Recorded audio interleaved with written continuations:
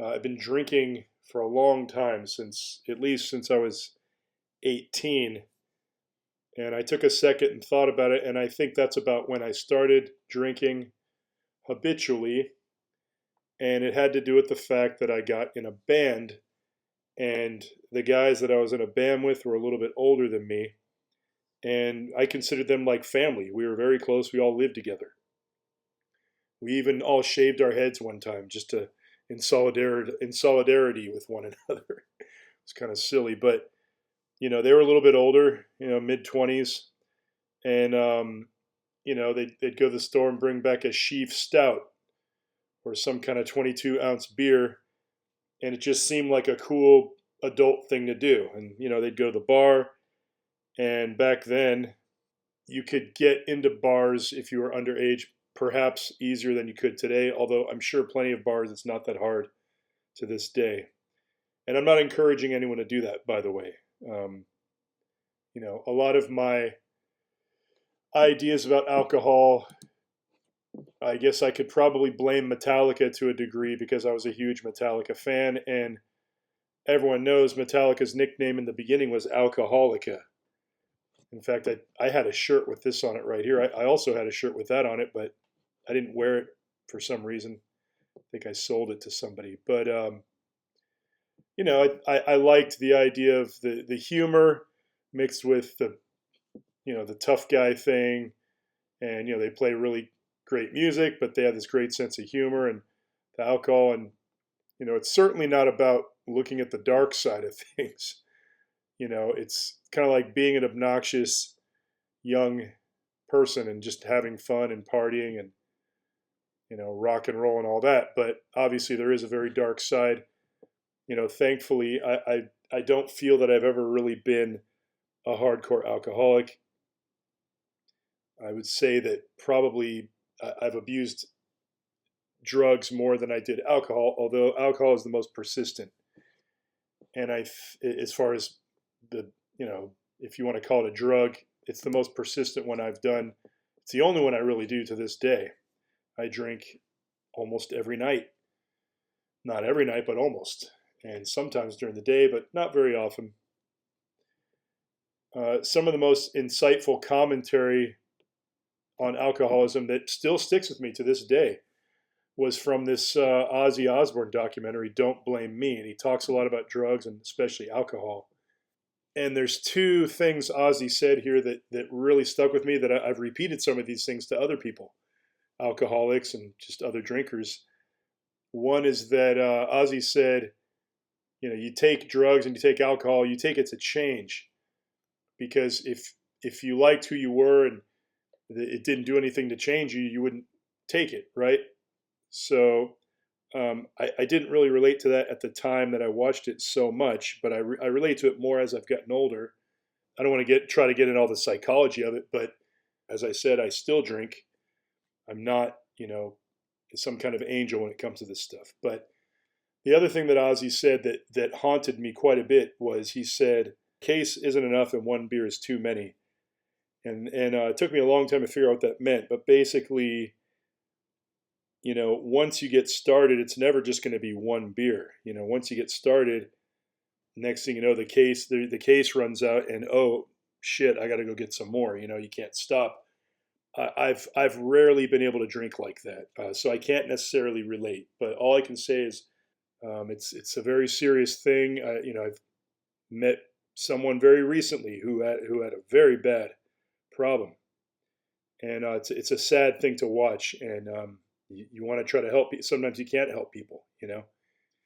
In this same video, Lemmy does some pretty hilarious cameos, and he's talking about Ozzy, and he says, Lemmy drank his whole life.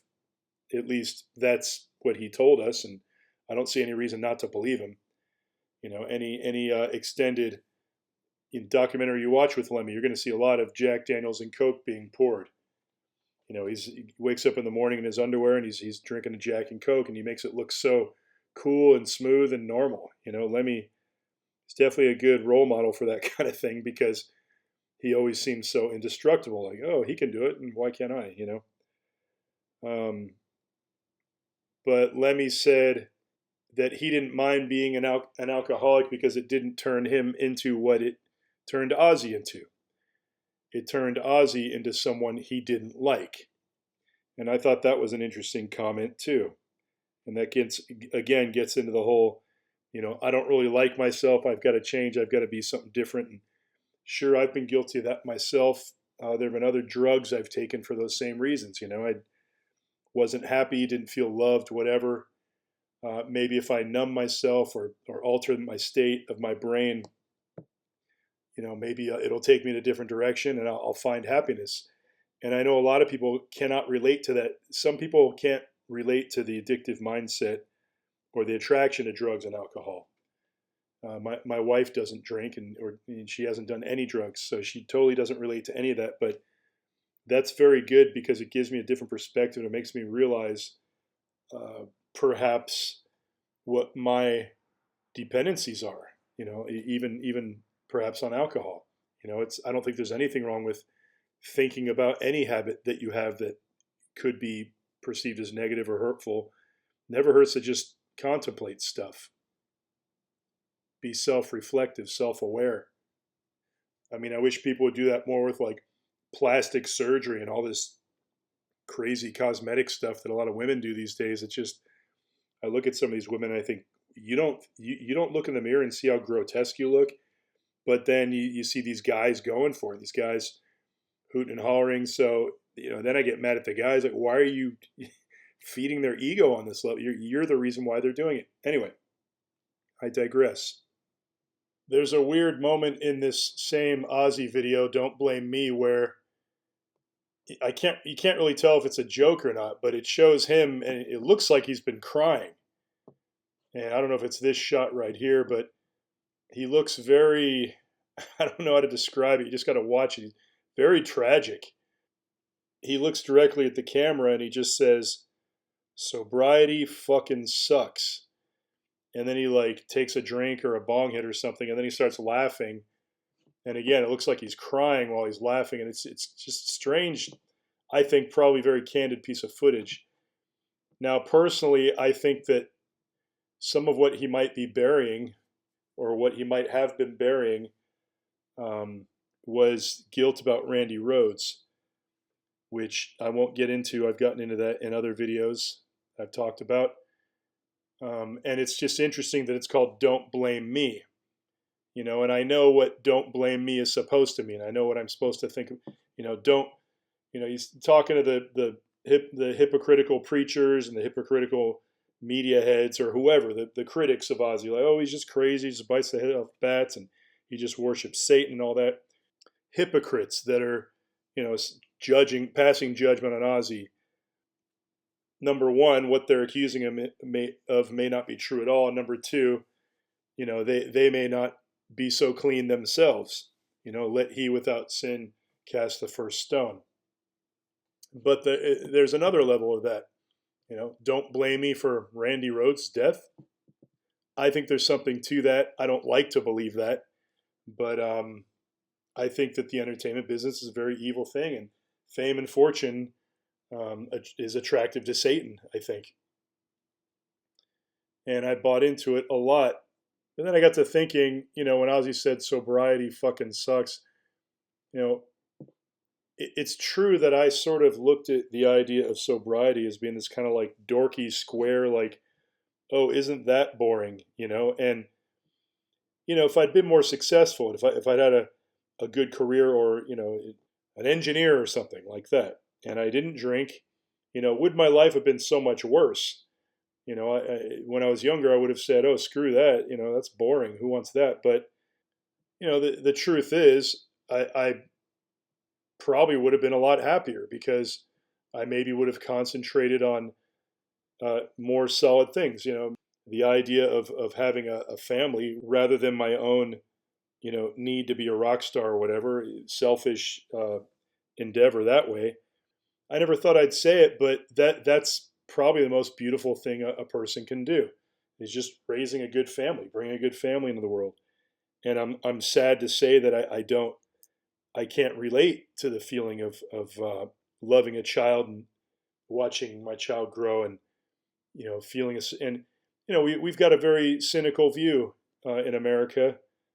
I'm not saying all of us, but I think the media has sort of programmed us as Americans to think that we've all got to be rock stars, we all got to be partying, and I, for one, bought into the idea that being normal and being sober and whatever normal is, and raising a family was like not the way to go. That was the lame way to go.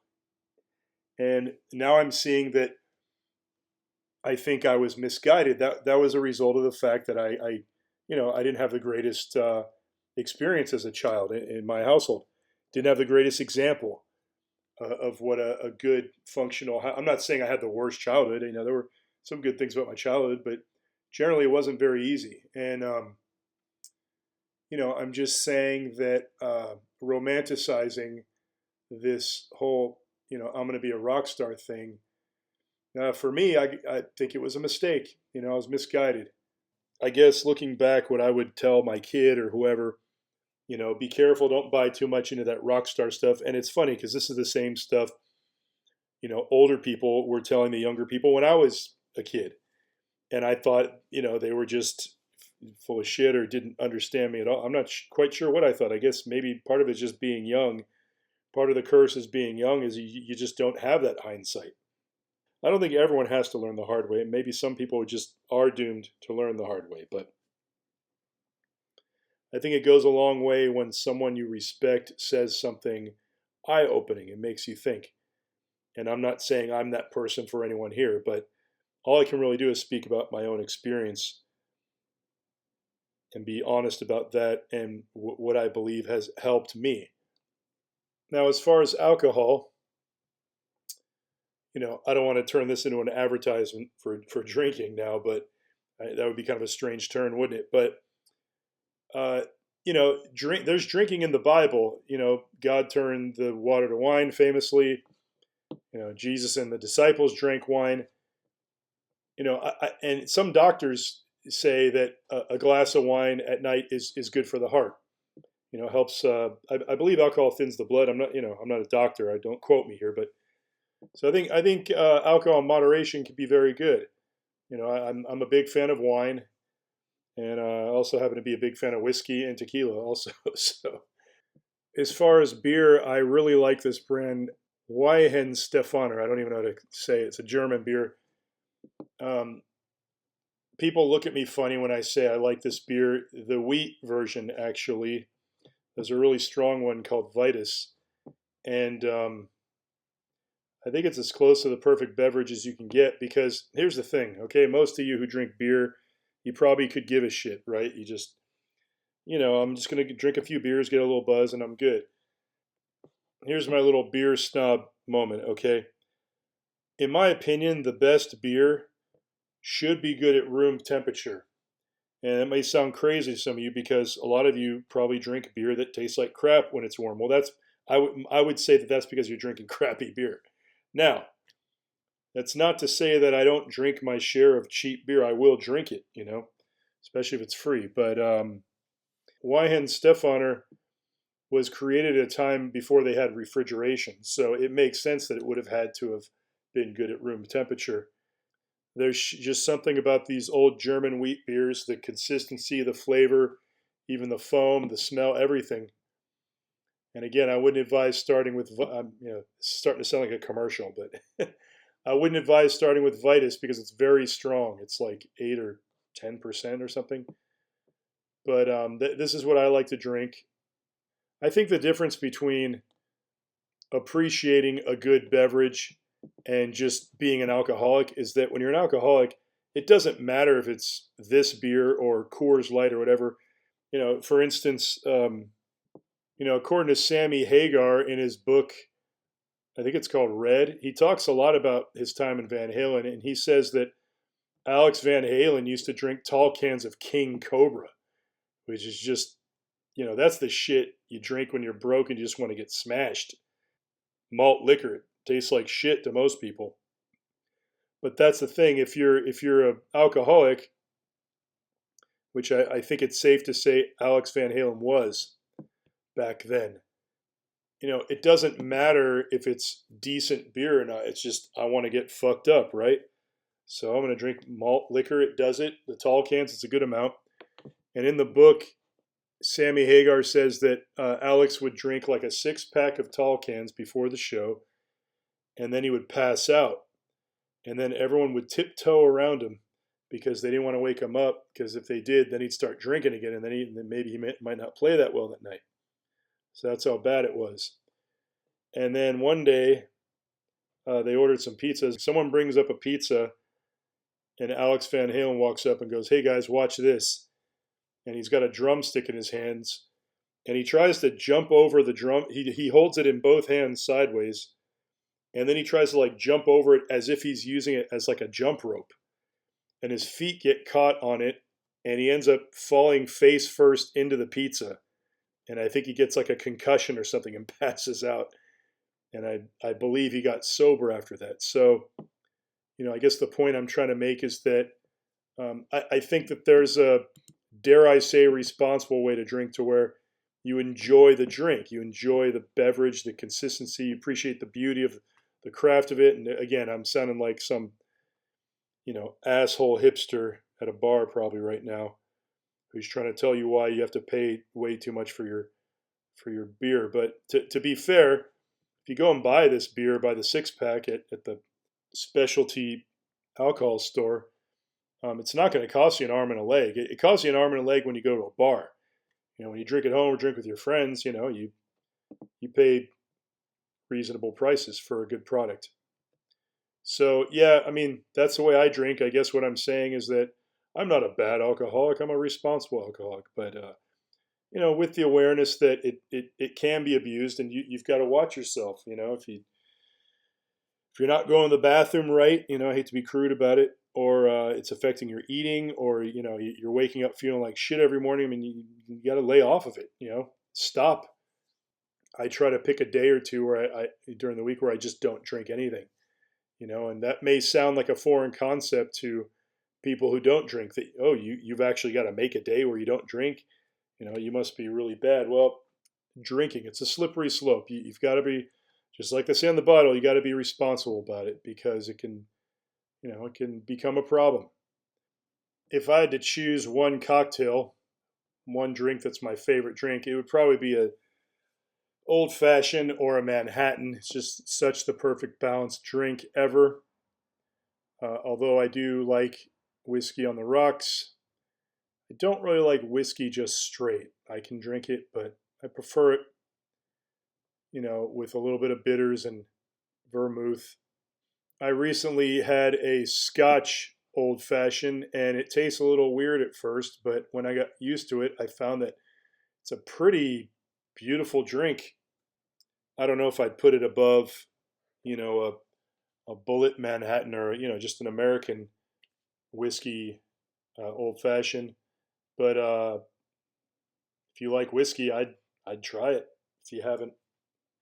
As far as my favorite liquor, just drinking it straight or whatever, I would have to say that's tequila.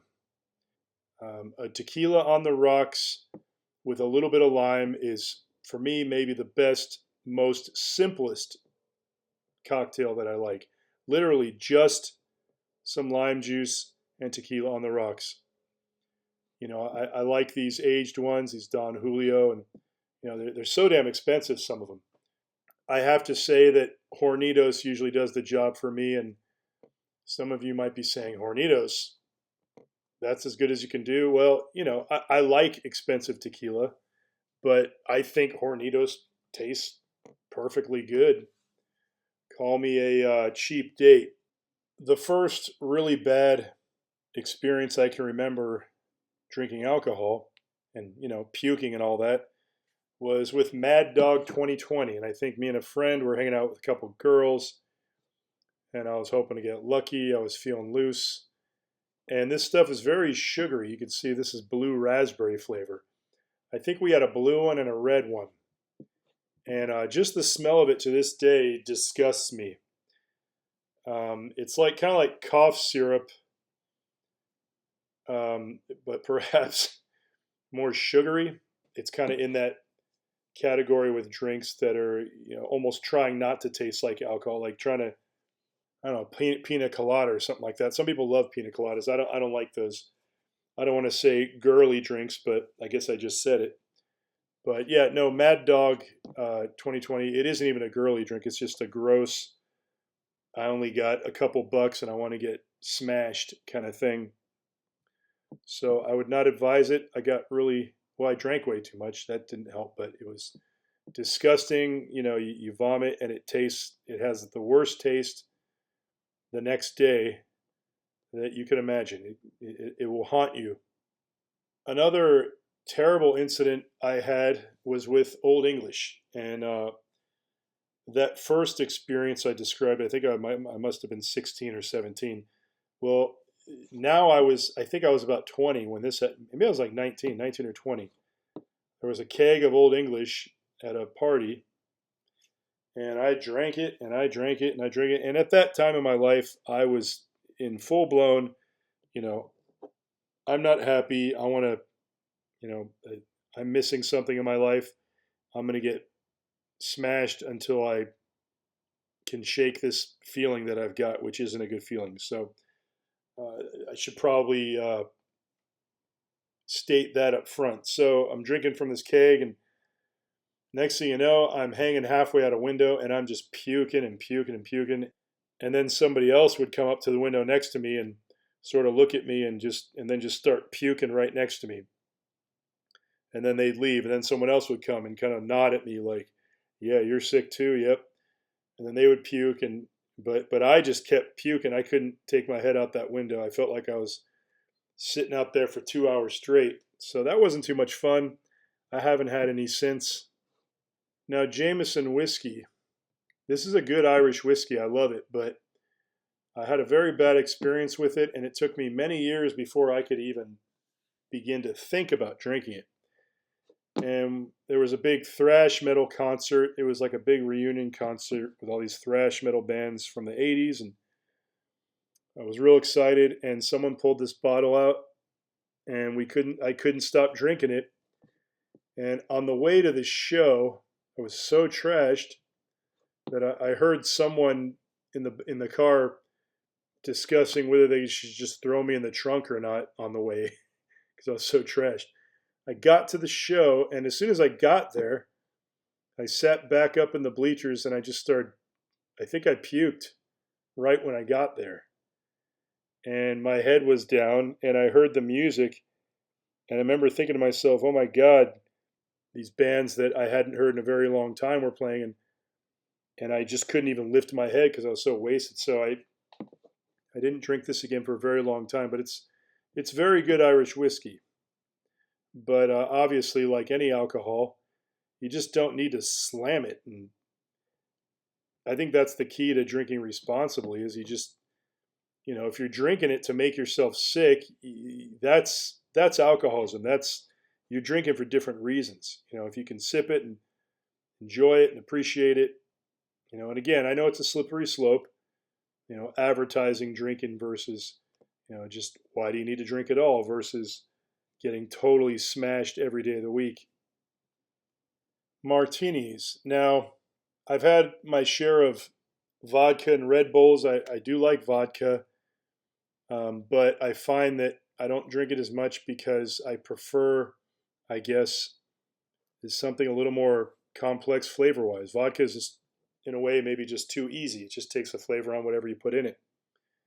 That being said, I do love a good vodka martini. And actually, I discovered the joys of a gin martini more recently. And the best one I ever had was a dry Beefeater martini. I learned a valuable lesson recently that you don't want to have a dirty martini made with Hendrick's. Don't do it. It'll taste awful. Hendrick's gin is kind of floral. You don't want a floral tasting, gin with a bunch of olives and olive juice. Ugh,